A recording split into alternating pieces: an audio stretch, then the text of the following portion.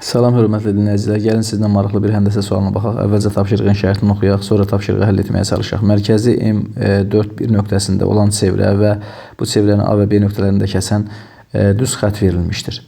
AC bərabərdir CB-dir. C nöqtəsinin apsisi 6 olub. Deməli, A və B nöqtələrindən kəsən düz xəttin tənliyini yazın. Biz gəlin əvvəlcə A və B nöqtələrinin, daha doğrusu M və C nöqtələrindən keçən bir düz xətt çəkək. M və C nöqtələrindən keçən bir düz xətt çəkək.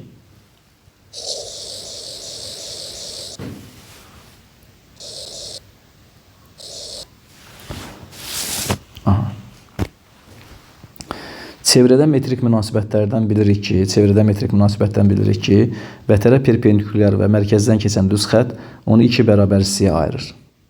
İndi məsələnin şərtində AC bərabərdir CB-dir. AC bərabərdir CB-dir.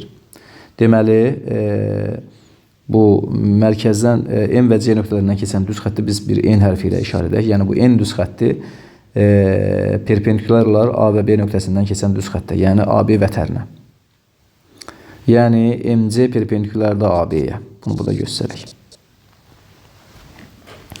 İndi A və B nöqtələrindən keçən düz xəttin tənliyini biz gəlin bu şəkildə axtaraq. Yazaq ki,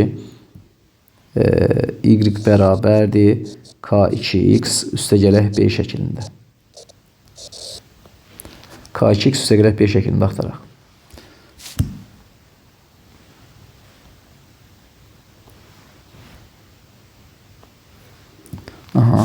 İndi biz gəlin bu M və C nöqtələrinin koordinatlarını yazaq.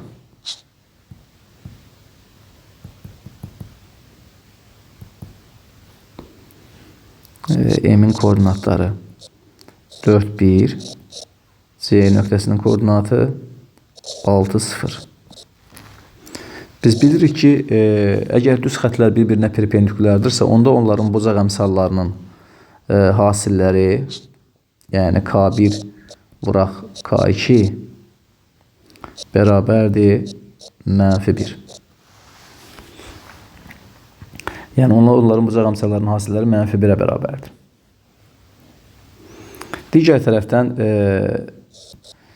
deməli, bizə məlumdur ki, deməli, M və C nöqtələri N düz xəttinin üzərində yerləşir. Onda bu N düz xəttinin biz bucaq əmsalını tapa bilərik.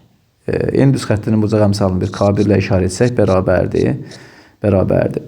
Deməli, iki nöqtədən keçən düz xəttin bucaq əmsalını biz düsturunu yazsaq, Y2 çıxaq Y1 bölək X2 çıxaq X1. Onda yazırıq ki, 0 çıxaq 1 və 6 çıxaq 4. Biz buradan tapırıq ki, -2-dədir. Yəni, biz K1-i -2-də tapırıq. Gətirib bu tapdığımız K1-i, bu K1 vuraq K2 bərabərdir -1 münasibətində yerinə yazsaq. Bu münasibətdə yerinə yazsaq, yazıram ki, -2-də 1 vuraq K2 bərabərdir 2-yə. Daha doğrusu -1-ə. Üzrü sayın. Daha doğrusu -1-ə. Daha K1 vuraq K2 -1-ə. Bərabərdir -1-ə. Buradan tapıram ki, K2 bərabərdir 2-yə. K2 bərabərdir 2-yə. K2'nin 2 olduğunu tapdım. İndi biz A və B nöqtələrindən keçən düz xətti necə axtarırdıq? Y bərabərdir K2X üstəgələk B şəklində. İndi biz burada Y bərabərdir K2'ni biz 2 tapdıq. 2X üstəgələk B. Biz buradan B-ni tapmalıyıq. B-ni tapmağımız üçün görürük ki, deməli, C nöqtəsi deməli, Y bərabərdir K2X üstəgələk B, yaxud da Y bərabərdir 2X üstəgələk B düz xəttin üzərində yerləşir.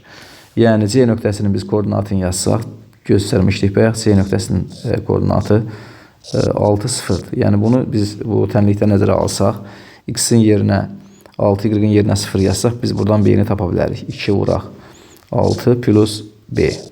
Buradan alırıq ki, b üstə gələk 12 bərabərdir 0-a. Buradan tapırıq ki, b bərabərdir -12-yə. Onda bizim düz xəttimizin tənliyi y bərabərdir 2x çıxaq 12 şəklində olar. Yəni bu isə C variantına uyğun gəlir. Maraqlı tapşırıq idi. Diqqətinizə görə sağ olun. İnşallah yeni videolarda görüşərik.